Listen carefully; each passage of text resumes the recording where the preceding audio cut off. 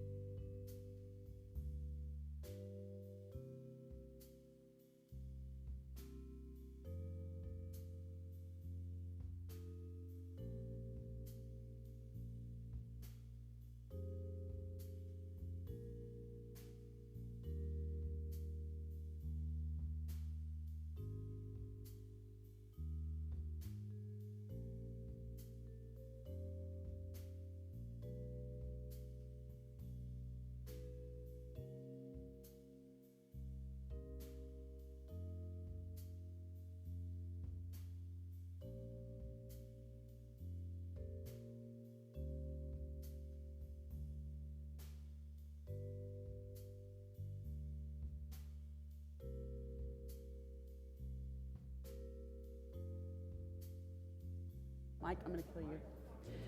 Ladies and gentlemen, as we begin, we would like to remind you that this session has been pre-qualified to support continuing education requirements for several CompTIA, GIAC, and CertNexus cybersecurity certifications.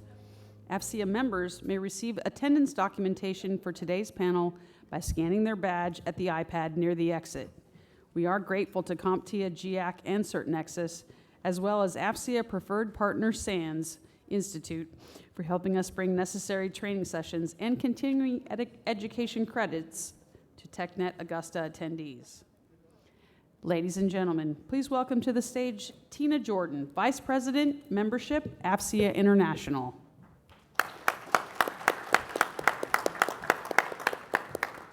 Hello.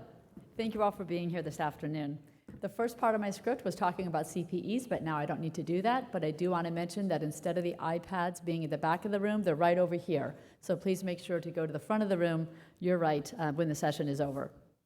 So I'd like to welcome you to our in-person Women in Cyber Leadership panel, brought to you by Women in AFCEA and sponsored by Sienna and Walker & Associates.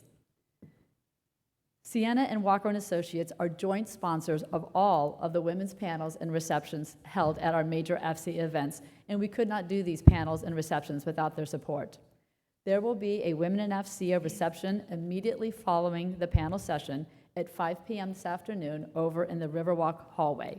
And the reception is not just for women, it's for anyone who supports women in FCA. The reception is sponsored by Sienna and Walker and Associates, so please plan to come, meet the panelists, and to continue the conversation that started here. Be sure as well to pick up a drink ticket on your way out of the doors before you head to the reception. Now it is my pleasure to introduce our moderator for today's session, Ms. Kerry Mcleish. Ms. Mcleish is Director of Federal Capture at SANS Institute and has over 30 years of professional and leadership experience in cybersecurity, information technology, strategic planning, and tactical operations for the Department of Defense. Ms. Mcleish retired as the Chief Warrant Officer from Fort Gordon. She worked as Chief Force Integration Officer Branch at the U.S. Army Cyber School, and prior to that, as Senior Technical Advisor at the Cyber Center of Excellence. Kerry Mcleish has a degree in Computer Networks and Security and is active in cyber education community. So Kerry, welcome, and over to you. Thank you, Tina. I appreciate that. Welcome, everyone, this afternoon. Thank you for sticking around. I know 4 o'clock is getting a little long in the day for everyone who's been talking and collaborating with others, but thank you for joining us here. It's my privilege to work with these women here to present you a discussion on AI, its applicability, the can we use AI, but also should we use AI, and what are some of the limitations. So I'll go ahead and turn it over to you, Dr. Espinal, to introduce yourself. Yeah, thank you, Kerry. I appreciate that. So Dr. Arlene Espinal, I am the Vice President of what we call A3 within ManTech. That signifies artificial intelligence, automation, and analytics. My ultimate responsibility as a part of the role is developing not just the strategy, but the actual capabilities that we bring to market in support of our government customers. And a big piece of that is working very closely with our teams to ensure that the capabilities are scalable enough, dynamic enough, and autonomous enough to be able to intelligently be implemented in an environment where it's mission ready, with the right mission focus, hitting all the right targets. So a little bit about my background. Before being a part of ManTech, I was with another organization as their Chief Digital Officer and Global Head of Digital Transformation across 93 different countries. Before then, I've been holding a lot of other different digital type of related roles across the commercial sector. And further down the timeline there, I initially started my career all things technical, digital, and within the intelligence realm as a part of Navy intelligence. So for me, the journey of being into this now digital conversation that we're all having more often than not span pre-9/11, when we were having a lot of conversations trying to take the analog world that we were in into digital in support of the real critical missions that we were faced with back then. So I'm pleased and I'm honored to have been a part of this entire story and be able to share the stage with these fine women. Over to you. Thanks. I am Major General Joe Clybourne. I am the Deputy Commanding General for the Cyber Center of Excellence, Army National Guard. I'm a dual-hatted officer, which also means I am the Assistant Adjutant General for the state of Minnesota. And when I'm not doing all those jobs, I'm a civilian attorney on top of that. My background is about as unconventional as they come. I didn't know what I wanted to be when I grew up, so I actually started as a combat engineer and then added about 4 branches along the way. But my interest in AI, I think the opportunities and challenges that AI presents came really when I served as the Deputy G2 for the 34th Infantry Division as part of USDS South in Iraq and the 13 southern provinces that we commanded and controlled. And the lawyer side of me has been fascinated really about the guide rails, or sometimes the lack of guidelines that we apply to AI and its application both in real world, in the operation offensive and defensive, but then its application within our regular context of civil society. And so I'm really honored to be able to share a panel with amazing women who have been living and breathing this sort of realm of technology, which we know is going to be the change And frankly, the key for a lot of the dominance that we seek as a country in the future realm of information assurance, information dominance, and in operational warfare. Over to Dr. Dorai. Hey, it's my pleasure to meet everyone. Thank you very much for having me in here. So I'm Dr. Gokila Durai. I'm one of the professors with the School of Computer and Cyber Sciences at the Augusta University. My primary area of research includes digital forensics, use of artificial intelligence, machine learning, data mining techniques, along with cybersecurity. So it's a very exciting evening for me. Thank you very much for having me. Thank you, Dr. Durai. So we've been talking about AI, and I think there are several definitions out there. One of the terms I keep seeing is explainable AI. Dr. Spinell, can you expand on what is explainable AI?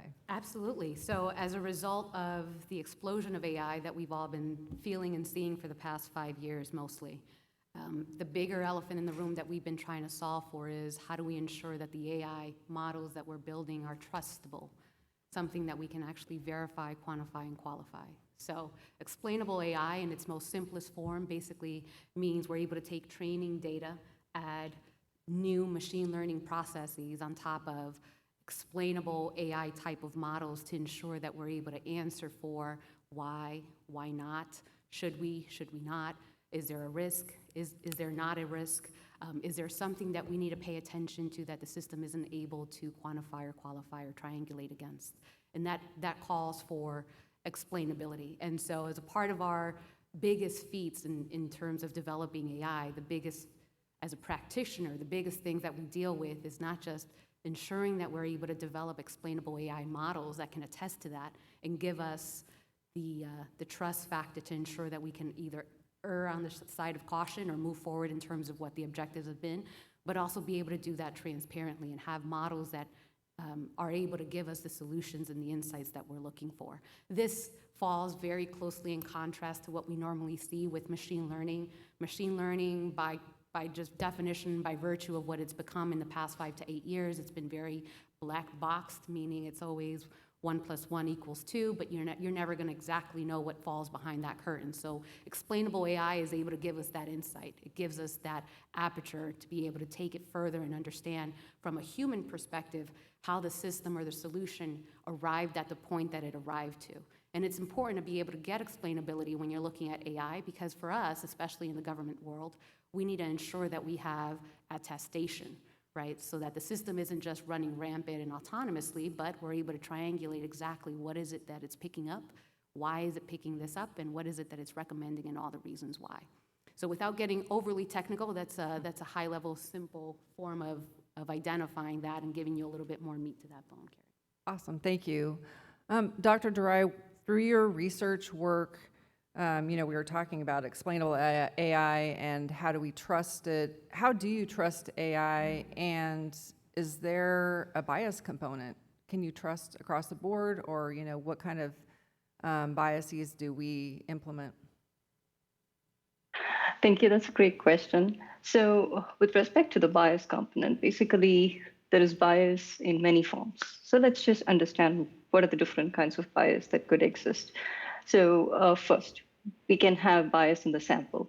That is, when the data doesn't accurately represent what the environment is. And number two, there could be bias in the form of exclusion. That is, the data engineers or people who are actually curating the data set, they may exclude some features from the data set purely based on their assumptions. And there could also be bias in the form of observers. So the issue is the tendency to see what we expect to see or what we want to see, rather than what we should be seeing for real.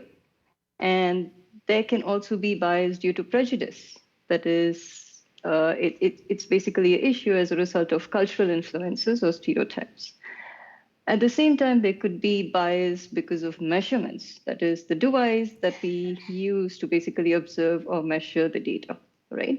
So given that bias could be brought in due to all these factors, now let's just get to how we can actually trust AI, right?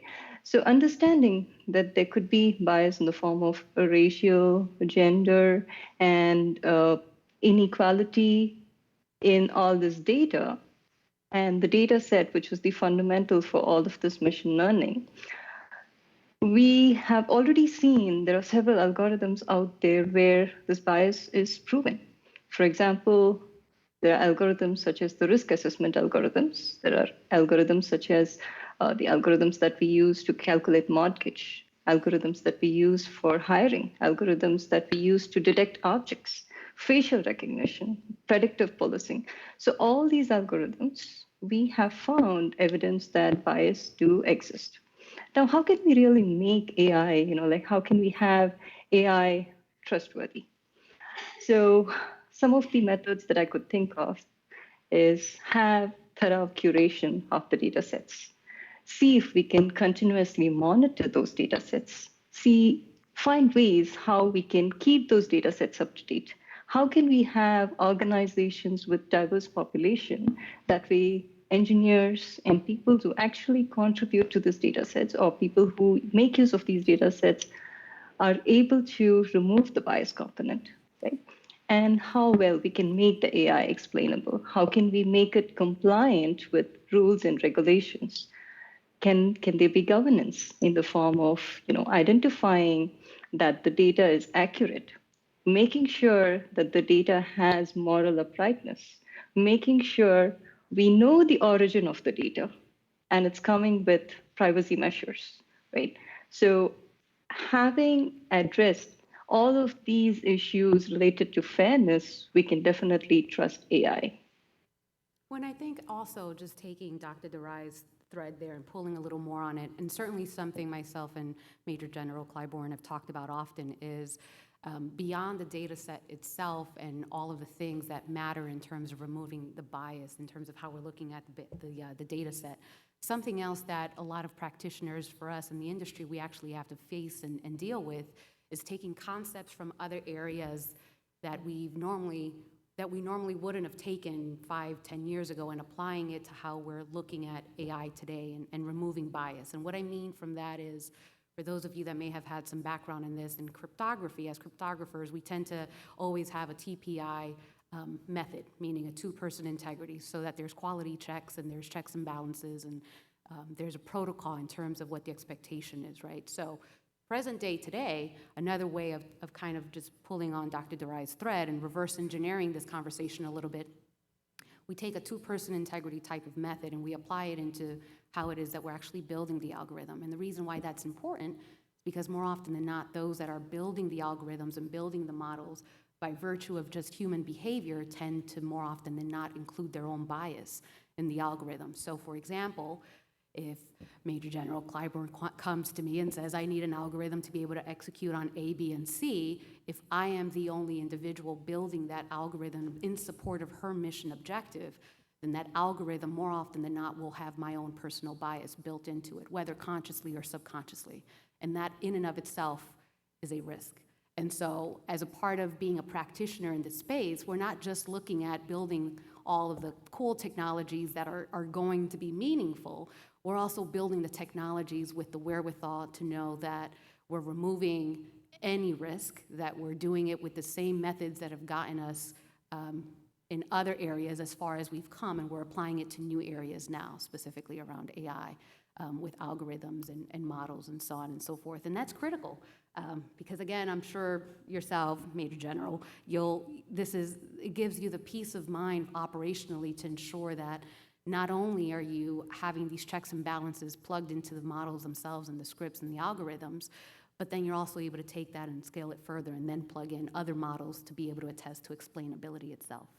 Well, and I think one of the things we think about is the human element. So when we look at human elements, I call what's called result-oriented jurisprudence. I want a certain result, and so I look at the facts, I look at the data, or I make my justification fit what I really want the end result to be. AI helps us actually limit some of that, and so we can take out things like human emotion, we can take out the feelings element of it, and square that within the realm of what we need to do. We can do things such as plug in the rules of armed conflict so that they can be applied, but at the end of the day, it's still a human that's going to make the ultimate decision about what to do with what that element puts out. It's always going to have a human construct. And I think when we talk about the bias of AI and two-person authentication or verification, the reality is we often conflate the idea that a machine's going to pop out an answer for you, as opposed to it's going to give you some opportunities to narrow your data set and make a decision. A commander can make a decision off of that. It's not going to be a machine sort of running amok or a system that just goes off on its own and executes an action. There's always going to be a human somewhere along the lines that provides that guidelines or the guide rails. But what it does do is allows us to sift through the data, allows us to sift through the information to a point so that the person who is making the ultimate decision has the information faster, more accurate, more reliable. And the other thing I think we need to think about is we need to assume no matter what it is, that we are always going to be operating in a degraded state of integrity. There's always going to be some sort of compromise within our systems, even within a zero trust environment, but being able to analyze that and figure out what we can do to eliminate or mitigate that is really important, especially in the areas of operational and defensive operations. As a commander or as a user or, the human intervention you were talking about, what kind of policies are there, or are there discussions or talks to kind of give them guidance as to how far, they can let AI go, or, what are the limitations that we should or maybe should not place on AI from a policy standpoint, a legal standpoint? So it's interesting because there isn't actually a agreed upon definition for IA, and it means a lot of different things in a lot of different contexts. There are some organizations like Human Rights Watch that says that there should never be any IA, especially in the area of autonomous development or capability. There are others that are concerned about private citizen data or the access of information. I like to call it the eye of Sauron, right? It's always watching, it never blinks, it's always collecting data. But where does that fit within our constitutional rights of searching that data and your right to privacy as a citizen, compared to searching our networks, pulling data in regards to finding targets and terrorists that are not as altruistic as we'd like them to be. The context in which we use IA within our civilian capacities or in civil society has different restraints and should probably have different restraints than what we use in the context of conflict or in deterrence of conflict. And that's a really hard area to go into, and I think one of the examples that recently has shown up is the ability for uninvited ability to look through your photo sets that might be out on the cloud as to whether it contains child pornography. I think we can all agree we want predators off the streets. But that sounds good until you get into the context of Fourth Amendment rights and the rights to privacy, and where does that line blur? When we want to tap your phone lines, there's FISA courts for that, but what's the legal remedy to ensure we are minimizing government intrusion into the day-to-day activities? Overseas, what limits are there? There should probably be very few limits on it, and so we have to balance between the two. And I think the other part goes back to is bias and fear. Mm-hmm. The average person thinks of IA as sort of this, Skynet Terminator kind of scenario, and we use IA in everyday contexts. Our phones, whether we shop at Target and whether they target us for ads for geriatric vitamins or ibuprofen in my case, or are they looking at, baby maternity clothes or whatever. We use it every day. It's just how do we limit that context? Well, and I think certainly it puts us, to your point, it certainly puts us at that nexus point of saying we understand that it's now more than ever prevalent in terms of our day-to-day, operationally at least. And it's so, but in and of itself, it's so broad stroke that we're still trying to decipher ourselves, not just across the industries, but even across our government sectors, right? The boundaries by which it should operate within. And I think before we can start going into the government side of it and understanding the do's and don'ts, I think there still needs to be a whole lot more that's proven across the industries themselves, because more often than not, the government sectors are waiting on the industries and certain players across the industries, whether commercial or not, to be able to attest to certain things and get ahead of all of the research and development before they're able to actually bring it in operationally and make those decisions. So, and I think, Conversely, on the other side of the coin to all of this, there's also the conversation that a lot of us tend to have more often than not as well, which is from an adversarial perspective, what is it that we need to do today to be able to get ahead of what our nation competitors are already doing? Our near competitors are not waiting. I mean, we know back Absolutely in not. 2017, China basically put out their IA strategy 2 months after they did in July. The Russians basically put out that they will integrate IA within their armed forces at 30% no later than 2030. And President Putin at that time actually made an interesting comment. He said, the country that can conquer AI first, in effect, will rule the world. And there's some serious implications to that. And so waiting to figure out the bounds of the ethics or what is or isn't the parameters of AI in civil society compared to what we need in futuristic operations, we don't have that luxury. That's right.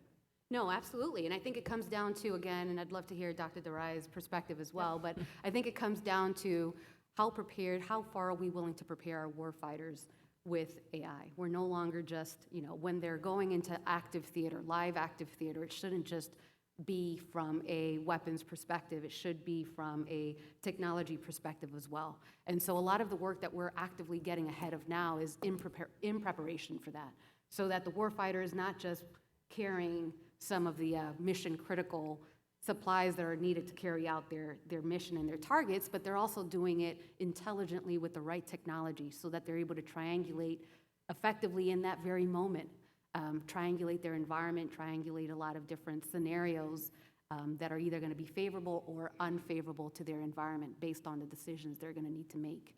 And again, it's something that the conversation needs to be had. I know certainly from a congressional perspective, a lot of policies are being revisited, and those discussions are ongoing more than ever now. But I think, it's going to come down to how quickly we can research and development capabilities, prove them, and then actually start plugging them into an environment where we can start testing it. And it's not just a weapon system, right? That's kind of where we default to, but we think about, unarmed aerial flight that Absolutely. escorts a pilot so that they take the heat for any rounds coming or fire.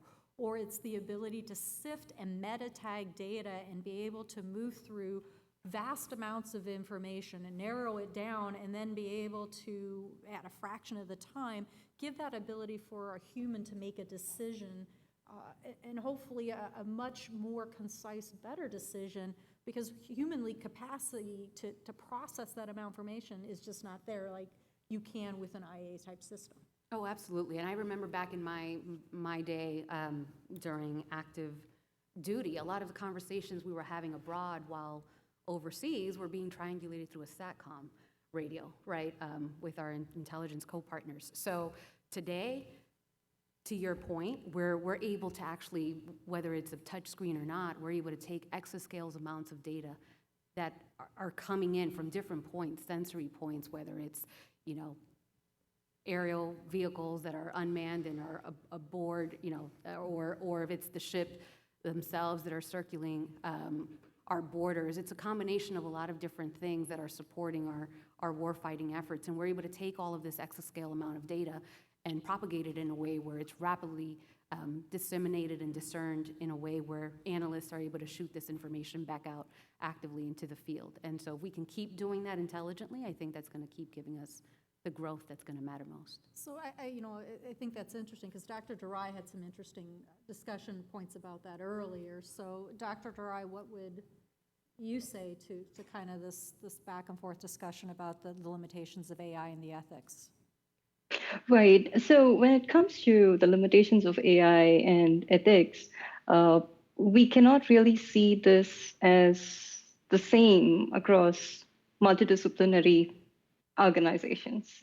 So it's not the same how we see cybersecurity versus how we see AI for war or anything related to defense. So for example, if you take cybersecurity, right? So we can at least have some basic assumption that the organizations that are involved, they have certain quality assurances about the underlying data consumption. So to some extent, we can actually certify that the quality of data is fine. it's not the same. It cannot be applied uniformly across all the disciplines. It's different and it's diverse. So obviously, we need to have some kind of regulation in place to ensure that the AI being used for that specific organization is compliant. And we need to have strong governance in place. And this boils down to the practice of never trust, always verify. So this has to be brought in at every level. It applies to the data sets that we use. It applies to what kind of models we are trying to train, what kind of algorithms we are trying to use, and how we can extend it into a real-time scenario. We've talked, a lot about the risks of using AI, and I think we talked a little bit about, how we use it for specific mission sets, but really, what are some options to limit the risk on using AI? I mean, you talked about regulations and verifying data sets. How are there things to prevent or methods to prevent things like escalation? And then I know, during our pre-panel discussions, we've also talked about what that does to our relationships with our allies. And so, what are some ways to lower that risk, to make it beneficial to use the AI? Zero trust is something that I could think of, and I'll leave this question to Dr. Espinal. I'm happy to jump in, as per usual. No, I think Dr. Durai is spot on, right? What we need from an AI perspective, let's say just from different verticals, from the industry side of it commercially, that's in and of itself a different conversation. What we need to see from it, what we gather from AI in terms of our research and development, especially under the academic umbrella, that in and of itself is a different conversation. Now, when we're talking about national security and our warfighting efforts, that is a conversation that it stands alone because it has to be able to stand alone, right? In terms of how we're applying AI, how we're governing AI, and the way that we're leveraging AI. And I say this because it's something that we don't normally think of often or talk about openly, especially as practitioners, is that although we're always working to improve the models, or we're always looking to gather deeper insights from data sets, what we're never necessarily ever being comfortable with is knowing that our adversaries they're not operating by any rules of engagement when it comes to AI, because there aren't any, right? And so right now this is not defined, and we certainly don't see this being defined in the next 5 to 10 years. What we see is the war of who is able to achieve, from a national perspective, superiority, the supremacy of AI. And the reason I say that is because right now, and again, this is something Major General Clybourne and I were talking about, and Kerry as well earlier, which is we're having a conversation today around AI, and we're still trying to discern and figure out how we move about in terms of applying it within certain sectors of our government umbrella. Soon, in the next couple of years, we'll start having to have already the conversation. We're doing it now from a rudimentary perspective, but very shortly, that AI conversation is going to start to transform and start going into more of a quantum AI. Who is it that's going to achieve supremacy with quantum AI? Who is it that's going to be able to lock because it's not just understanding how to build AI or how to apply AI, but then it's going to come down to who is going to hold the keys of the kingdom in terms of who's doing it best and who's locking it down. And the only way to do that is to start going into quantum cryptography and quantum AI, and how are we leveraging quantum computing to be able to stay ahead of ourselves. And although right now that technology is still under research and development, and we're still having these rudimentary types of conversations, it's certainly on the table. And that certainly tells us that our competitors, our nation competitors, China and Russia, are also doing the very same thing. So while we're all here trying to figure out how to apply AI and what's the ethical way to move forward, They're doing it. Right? They're already there. They're already having that conversation because they are not operating by the same guidelines or ethics that we are. And they're also not certainly operating by any rules of engagement. So the National Defense Strategy of 2018 actually outlines AI as a key technology for us, and we know That's right. that. And so we know when we talk about areas of quantum computing, what we know now is encrypted end-to-end point may not be encrypted much longer once we have things like basically quantum computing. And so it adds a whole different sort of factor to it.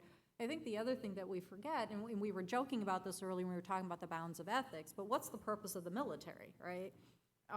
And so ultimately, it is to close contact with the enemy and eliminate them if they are a threat to us. But AI gives us an opportunity also to serve as a deterrent, so we don't have to get there, so that our near-peer adversaries don't want to go over that line because we have that capability.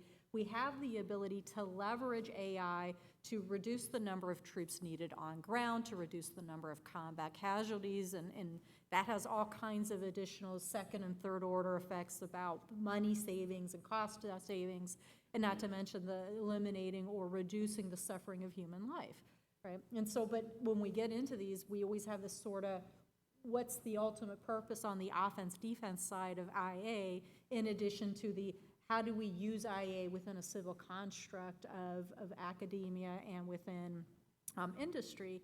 And while we like to say that the military operates on its own, and I think some of my peers may not necessarily agree with me, but I think it has to be a partnership. It has to ultimately be in partnership with academia and industry and government and military operations, because the three of us serve as sort of that trifecta of bounds and sort of the limitations, but also the reality of what AI can do for us, right? That's right, absolutely. And I think this brings us full circle to where we initially start, which is trying to define and understand the applicability, right? If we are able to define that and start understanding in combination with the trifecta, the industries, academia, and government, then we start understanding how to leverage it. A really good example of this is has been seen, right? We all know this. We all have some level of a gamer in our family or friend or neighbor. And I remember, you know, and we can all remember when gaming became a big thing, and it still is, we started then seeing the mixed reality headsets hitting the market. And gamers, you know, that just blew up that entire industry. And no one would have ever guessed that 5, 6, 7 years into it, those same capabilities were now being brought into the DoD and into our government conversations to start leveraging similar technology, again, in support of the warfighter, in support of bringing mixed reality types of capabilities front and center to support active theater, to support training and development. So it's always not so much in getting first to market and being the first to be able to answer. It's always about strategically knowing how to get the leverage and how to apply something, although it may have already has been done, but how do we maximize that, get the lessons learned, build the knowledge, control the market entry power there, the barrier, and leverage something and apply it intelligently and uniquely so that we get the advantage to our competitors in that space. One of the things That brings me to, sorry. No, go ahead, Doctor. That brings, thank you. That brings me to another question for the Major General. So, for example, if we're talking about applying intelligence AI, so in real time, right, how or what measures do we have to assess the confidence metrics? Would you like for me to answer that? Sure. Yes, please do. As per usual. You don't want me to answer that. Well, look, I think from a confidence perspective, and this goes back to the whole conversation, Dr. Darai, that we've had before, right? Which is understanding our boundaries in terms of not just understanding the confidence, but understanding how integral the information is and understanding how valid the information is. And so if I don't think we're there yet, right? If we were, we wouldn't be having these conversations. I think we're certainly on our way there. We're understanding and identifying all of the key parts that are going to be meaningful to be able to answer for that, but we're certainly not there yet. There's a lot that still needs to happen, especially from an active perspective in applying AI in support of real mission-critical operations that we actually haven't done yet. We're getting there slowly. We're slowly integrating mixed reality types of headsets and a lot of other analytics types of platforms that are meshed together and are in support of the warfighter, and they're leveraging this slowly and surely in war games and in training, but certainly nothing that we have 1,000% confidence just yet in being able to say that these models are effectively ready to go and ready for war. we certainly know we need to get there, and we also know that we have a 24 to 36-month window to be able to attest to something, whether it's some level of a minimum viable model or otherwise, but certainly something that we have to get ahead of for sure. Well, and I think that takes So us that back. brings me to, Go ahead. yeah, sorry. That brings me to another, like probably a question. Where do you think we should bridge this gap? Where do you think the contribution from academicians, researchers, industry organizations, so what will help to bridge this gap? Yeah, I think it's going to come What can down I to do? strategic partnerships, just as Major General Clybourne mentioned, right? The industry right now, we've already learned that there, as we've always known, that there's strength in numbers, and that means that we're no longer just partnering with our immediate competitors in the market, but we're also now partnering with Silicon Valley. We're now partnering with all of our major cloud service providers. We're also partnering with a lot of startups that are providing a lot of cutting-edge technologies and perspective to these technologies. And so this is going to be by no means a small feat, but certainly something that's going to take a village. Right, we are going to have to bring in a lot of different perspectives and thought leaders and practitioners in this space that are able to provide us with the insights and to be able to give ourselves kind of that triangulation that's going to be needed to be able to grow this at the scale that it needs to be.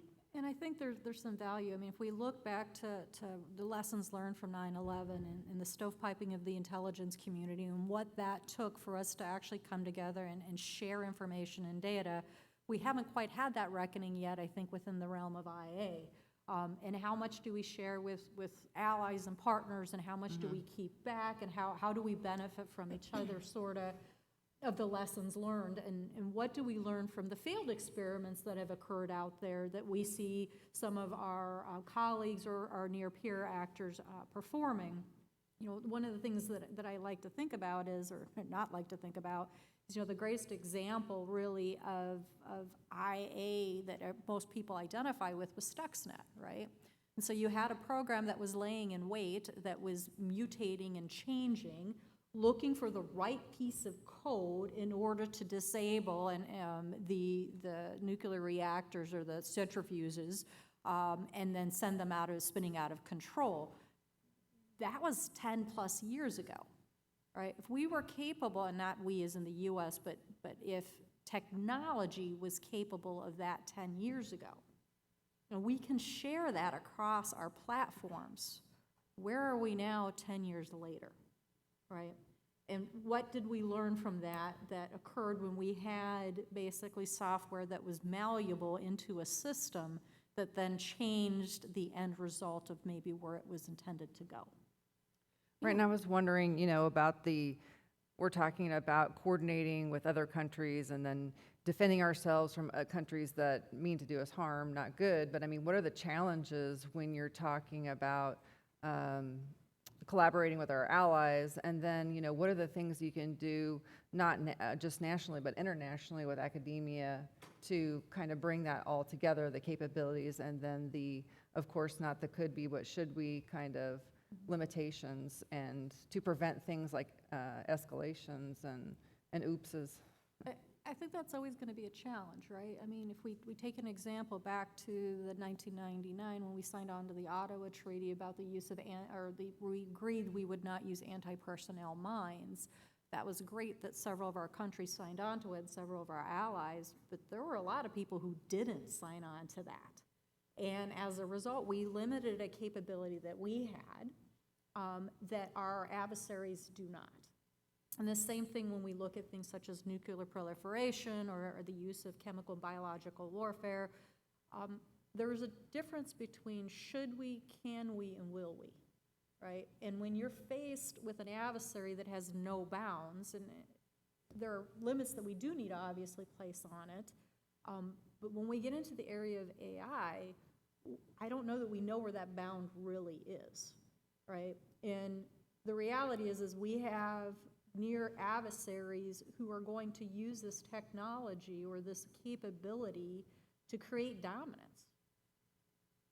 Well, and I think from a capability perspective, that means that at the end of the day, right, we need to be able to have two different, it's a pronged approach. we need to be able to be armed with defensive AI and offensive AI so that we understand which of the two to apply depending on the situation. Otherwise, I mean, it's not going, and Dr. DeRai mentioned this earlier, it's not going to be a one-size-fits-all. It's going to be very unique to the environment, to the elements, and to some of the other metrics that are meaningful there. But certainly from a build perspective, when we're thinking of AI, we need to think of it as more of an enabler versus a capability in and of itself. It is one enabler that lives within, correct, that lives within a multi-stack type of environment capability that empowers the operator or empowers the customer to be able to achieve better, quicker, faster, stronger the results that are needed. So we shouldn't ever just look at AI as a standalone. It's more of a force multiplier. That's right. It's an integrated component, and it's also a force multiplier. But at the end of the day, going back to our initial discussion, it's never something that we want to allow to be fully autonomous enough to where it removes the human touch or the human element. Well, and I think that goes back to the earlier discussion by General Fogarty, right? War in itself is a human endeavor. And so when we look at what AI really can help us do is, yes, it can facilitate that autonomousness, but it leads to better, more informed military decision-making. Right, and if we can get to that suit, as we were talking about before, if we can sense, we can understand, and we can observe, and we can detect ahead of our adversary in order to take away their ability to make a decision or to react or counteract or throw them off of their balance, it allows our commanders to take the actions that they need ahead of time. And AI opens that door for us. Absolutely, I agree. Dr. DeRai, through your research, what have you seen as some of your challenges through the things that you've been working on? Sure. So as I mentioned before, my primary area of research is digital forensics. So we deal with a lot of evidence collection and extraction. And we try to give a third eye in the form of AI. So instead of having human beings or investigators look at all of the evidences and then sift through them and then finally arrive at an evidence, we try to power this third eye in the form of AI and then teach AI what to look for, right? But I have personally bumped into issues such as the bias that exists in image recognition, in object detection, and in facial recognition. So these three are very disturbing to me, especially when it comes to images and videos. And the other kind of bias that I definitely do see is many algorithms that are practically being used. And it has also been proven by various universities and various researchers from Georgia Tech, from UC Berkeley, how the racial bias and gender biases actually exist in many of these data sets. So assuming that the data sets form the very backbone of everything that we do with machine learning and artificial intelligence, and we lack the human power to moderate and curate all of these, and we still see that this is a continual process where these data sets are evolving. They are becoming huge. We gather more and more data, but the very fundamental data set from which these things have been built and trained, we are yet to revisit them, take a moment, step back, and think whether it is fair, whether the issue of fairness has been addressed enough that we can continue to give more power to AI. So in certain principles, in certain disciplines, in certain areas of research, probably we should take a moment, pause, and see whether we can allow time for human moderators to step in and make sure that the data sets are pure and thorough. This is one of the challenges that I've bumped into. So how do you guard against then data sets that are pure? Because I don't believe there's ever such a thing as a pure data set. It's always going to be some construct of interpretation or alteration. But how do you ensure then the ability to not manipulate it?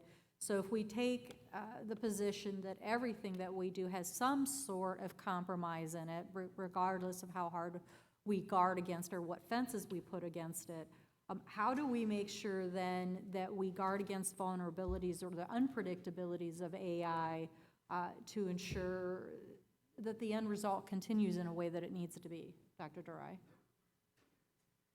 Well, researchers have already started looking into this, and this is not new. Since 2019, many people have started looking into the bias factor. And people are constantly looking at the way in which the confidence could be established, especially when it comes to the features, the feature set, just to identify whether there is a bias in the sampling, just to identify whether there is a bias in the way that the observer has seen this whole problem, just to see whether this whole data set, whatever they have been talking about, is actually coming from a certain location, whether it is applicable to all kinds of environment, especially in areas such as health, public policies, and decision making. So these areas are more vulnerable. The data sets are more vulnerable to just come from one specific origin or one specific population. Hence, this could have a longer-term impact. So just to revisit or reverse engineer and to identify, like how did the features come? So what are the features being used? Is the feature set being extracted right? And has there been any bias induced because of human perceptions? Do you think, Dr. Durai, that there's any risk in building models and algorithms, leveraging open source systems? And if so, how do we mitigate that risk from a government perspective? Well, I always see open source systems as a very positive thing. And how do we really mitigate the risks? As I said, explainable AI is one thing, and ensuring that the AI is compliant with the regulations, and especially if it's an open source model, especially if it has been applied for a long period of time. We have enough data, we have enough researchers with good insights to say, hey, this could have potentially been wrong. We might have to retrain it, we might have to redo it, or the whole data set, there is a bias because there is a certain component which is huge, there is a certain component which is variant. Now, how do we balance it out? So open source is a good thing, and I have confidence how this is going. Just bringing in more human moderators would be a good idea. What does that mean for the operational side of things, Major General Clybourne? And I'm asking in the spirit of Dr. Durai's point there. I'm sure that when we talk about open source systems and we talk about leveraging what's already, from an industry commercial perspective, already available, it also comes with some risks. And so operationally, in terms of our mission objectives, especially in support of national security, that's also a potential area of compromise. Whenever we're thinking as a practitioner, whenever I'm thinking of developing a capability or a model or a solution, there's always, the conversation is always had around removing opinions and bias, not so much so in, yes, of course, within the data sets, but also in even the selection of the tools that we're leveraging to be able to accomplish that. Because even in that selection process itself, we introduce certain risks into the overall capability that we provide back to our customers. And so what are some of the active thoughts around that, or some of the areas of risks that you think, from an industry perspective, we're able to get ahead of to give the confidence and be able to bridge the gap where it's needed most? Well, I think the first thing is timing, right? Speed of action. And when you're looking at open source and trying to do the hive think or the group think, sometimes it's not very, contrary to intuition, it's not very expedient, right? Because you got to sift through all the different opinions and data sets, and then the second part is who's putting it out there? Can I trust the source that's putting it out there? Is this actual information? Is this disinformation? Why is this on the open source? And then how do you guard against, we know that if you take enough areas of open source and you mix it together and you analyze it, interpret it, you could wind up with a classified document potentially, right? Or a document that, or maybe information that you don't want necessary readily available out there. Or even a classified model, right? Well, a classified model, right? Or it springboards potentially that direction. The other side of that is that it's the same thing that we talked about sharing across industry or with our allies. you know, the ability to look at various opinions, contexts, data sets, if you can remove for the bias, and I don't think you can ever truly remove from all bias, could have some beneficial opportunities for within the technology realm, I think. What it goes back to, however, is can I trust that open source data? And how did it get there again? And I don't know the answer to that. Right, and I think just pulling on that a little more, it's not just so much trusting the system itself, but trusting writ large that bad actors wouldn't be able to just reverse engineer what you've already created. And so now you've not only compromised yourself, but you've just compromised the entire mission, right? Well, So I think that goes back to what Dr. Durai said, although I like to say, in God we trust, all else we verify. And so that takes time, right? Right. And one of the things we know is we are in an arms race. Only the arms race really is in the realm of artificial intelligence and its application across multiple industries and multiple technologies. And that's kind of the downside. We have to move faster than our systems currently allow us to. And that is a realm that we are pushing an edge of concepts that I don't know that we're all very comfortable with yet. We can think big, but getting us there as a society and getting us there as an organization in the industrial complex requires pushing boundaries that we have not necessarily been very comfortable. It's going to take us out of our comfort zone, and we're going to have to get there. yeah, absolutely. Right, and then you consider all of the policies and everything, which is always playing catch up to cyber capabilities. Right. They're always going to be behind where the capabilities are, whether it be here or worldwide. And operational needs often are sort of the spear of the tip, or the tip of the spear in what they need, and we're trying to constantly catch up in either academia or in concept development. We can see the need, we can see the effect we want to deliver. How do we get from point A to point D, right? And, oh, by the way, how do we make sure that the B, C in between are valid enough to get us to that point, or sometimes skipping over step B and C? And can we? Right. On that same, just really quickly, on that same thread regarding timing, I think, you know, what we don't often recognize that should also be a prevalent piece of the discussion for us is whenever we're talking about anything in the digital space, and in this case, anything AI, you know, anything that's already been done 3 months, 6 months ago is borderline considered antiquated. So you're constantly, it literally is, to your point, we are in this arms race. It's just that the commodity has changed. We're not necessarily talking about arms in the sense of what it traditionally means for us, but it means in terms of our, you know, technological ammunition and how we position ourselves and build that muscle. So what I tend to say whenever we're having these conversations behind closed doors, it's the speed to digital and the speed to value is imperative.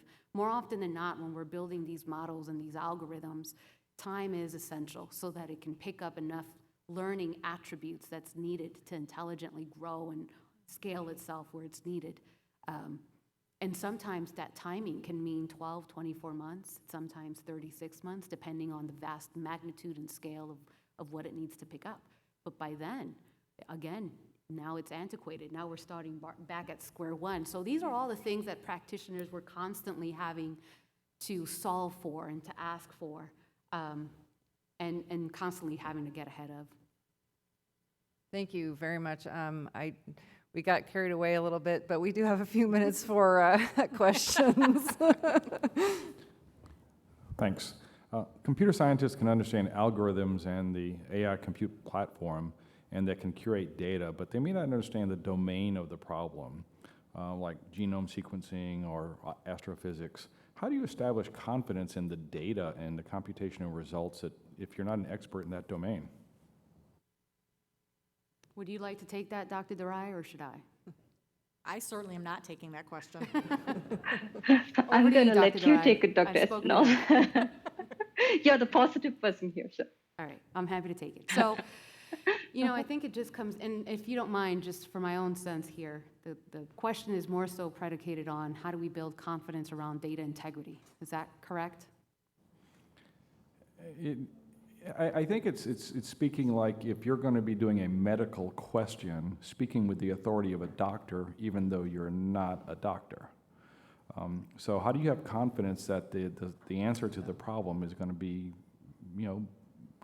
relevant and accurate? Goes back to trusting your data. That goes back to, right, well, it goes back to understanding your data, you being whoever the data owner is, right, the stewardship of that data. There needs to be a framework around, and this is something in every organization, we've been talking about data for decades, understanding the validity of your data, the traceability of that data, the integrity of the data security, the data governance, the data privacy. All of those things create the overall ecosystem of whether or not that data itself is data that can be attested to in terms of its integrity and its validity. So if the owner is able to attest to that with a 75-80% more often than not confidence ratio, then it's sufficient enough for practitioners such as Dr. DeRai or myself to then say, okay, we can now take this data and actually start building models with it and creating different tech type of stacks that can start implementing explainable AI to be able to give you some higher level of confidence. But ultimately, that data supremacy issue has been front and center for many, many years, right? It comes down to what are the action items that need to happen in terms of the data owner to be able to continue to maintain that data and increase its validity daily. I think one of the things that having had this experience with someone who was creating a software program but had no idea how the business for which the software program was being created ran, or the processes or the input of the data necessary, it requires that collaboration and almost a seat-by-seat sort of experience where the person who's creating the model is sitting next to the person who understands the input or the context in which has to be analyzed. Unless you got someone who actually understands both sides, which is sort of rare, right? And so I think that's part of that context, is having both of those subject matter experts. Again, that goes back to that collaboration between industry, academia, and the government to work together to merge what context in which the program is being developed or the context in which the artificial intelligence is being used. I think we're about out of time, but I wanted to thank the panel members for your very good discussion. And it's been a pleasure to work with you over the last couple of weeks to prepare for this panel, so I really appreciate it. Thanks. Thank you. Wow, what a great panel. I was sitting in the audience thinking about how far these discussions have come. Our first Women in FCA panel happened 5 or 6 years ago here at TechNet Augusta, and it focused on what it was like to be a woman working in the cyber field. And that was an important conversation to have as a first one and at that time. But since then, we focused on technical issues from a woman's perspective. And today's discussion on A was just really brilliant. So thank you for that. As General Shea says, for those who don't highlight diverse perspectives, and in this case women, why would anyone leave 50% of their brain power on the bench? As AFCEA strives to be an inclusive organization, we value conversations and perspectives from all viewpoints. Each of us brings our backgrounds and our experiences to inform our perspectives, and we thank you for sharing yours with us today. So let's give another round of applause, please.